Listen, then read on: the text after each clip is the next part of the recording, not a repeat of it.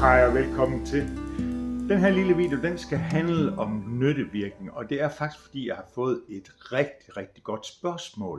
Og spørgsmålet går egentlig i al sin enkelhed på, har det betydning for kogekanden eller elkedlens nyttevirkning, altså dens virkningsgrad, om man koger lidt eller meget vand i den? Jeg synes faktisk, det er et utroligt godt spørgsmål.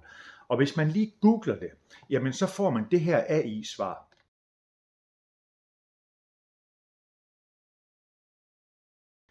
Altså det giver jo rigtig god mening, det AI-svar, fordi jo mere vand du ønsker at koge i din elkedel, jamen jo mere energi skal der selvfølgelig tilføres til vandet. Det giver sig selv, for den nødvendige mængde energi, der skal tilføres vandet for at bringe det i kog, det afhænger jo selvfølgelig af vandets masse, altså hvor meget vand der er. Men nyttevirkningen er jo forholdet imellem den energi, der bliver udnyttet til opvarmning af vandet, og så den energi, som kogekanden tilføres fra elnettet. Og det er jo så spørgsmålet, er der så forskel på det, afhængig af hvor meget vand man koger? Og til det formål, jamen der har jeg simpelthen lavet en lille måleøvelse, hvor jeg har kogt en halv liter, en liter og halvanden liter vand, og selvfølgelig lavet de nødvendige målinger, der skal til, sådan noget som kogetid og start- og sluttemperatur og vandets masse, og regne lidt på det. Og jeg vil sådan set ikke kede jer med at sidde og se på, at vand det koger. Jeg vil sådan set bare vise jer resultaterne. De kommer 2 billeder nu her. Den ene, det er et skema med de forskellige måleresultater, og det andet billede, det er bestemmelsen af nyttevirkningen for elkedlen i de 3 specifikke tilfælde. Men prøv lige at se dem her.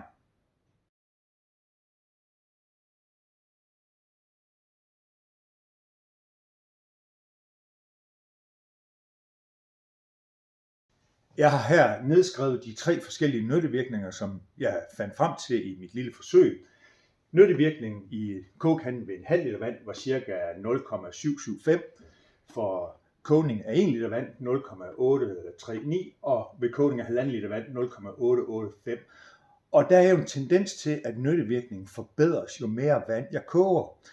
Og AI-svaret er godt nok, at det ikke ændrer på kogekandens nyttevirkning, altså ændrer på virkningsgraden, nyttevirkningen, hvor meget vand der er i, men jeg synes her er lavet et simpelt forsøg, der synes at pege i en anden retning. Nu har jeg selvfølgelig kun lavet forsøget én gang, og så hvis det her det skulle være en sådan virkelig videnskabelig, så skulle jeg jo gøre det her hundredvis af gange, for at komme frem til, at det her det er jo sådan, det hænger sammen. Men se derfra, hvor jeg står, så ser det ud til, at jo mere vand der er i kogekanden, desto bedre nyttevirkning får vi.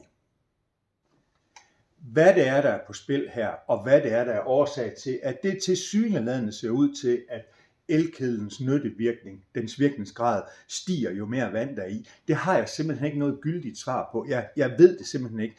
Men jeg forestiller mig, at det har lidt at gøre med, hvor meget friplads der er inde i kogekanden. Fordi jo mere vand, jo mindre friplads. Jeg forestiller mig, at det kan være medvirkende årsag til, at der er noget energi, der går til spilde i form af varmetab til omgivelser. Men jeg ved det simpelthen ikke. Så hvis du sidder derude og har et rigtig godt forslag til, hvad det kan være, eller du ved, hvad det skyldes, eller har et eller andet input til det en eller anden art, jamen så er du mere end velkommen til at skrive det i en kommentar til den her video.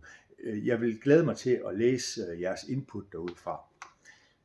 Tilbage er der egentlig kun at sige, det var et rigtig godt spørgsmål, hvorvidt nyttevirkningen for en elkedel ændrer sig med volumen af det vand, man ønsker at koge. Og det ser ud til ved det her enkelte, og jeg er nødt til at pointere, at det er et enkelt enestående forsøg. Hvis jeg havde lavet det flere hundrede gange, kunne vi måske komme til en mere valid konklusion. Men jeg har lavet det en gang, og der synes jeg, der er en tendens. Så rigtig godt spørgsmål, som måske ikke er blevet besvaret, men vi kan lade det stå lidt hen i uvisse, og som sagt, hvis du har noget input til det, så skriv det ind i en kommentar. Du skal have super tak, fordi du har siddet og set den her video. Kan du have det godt derude? Hej.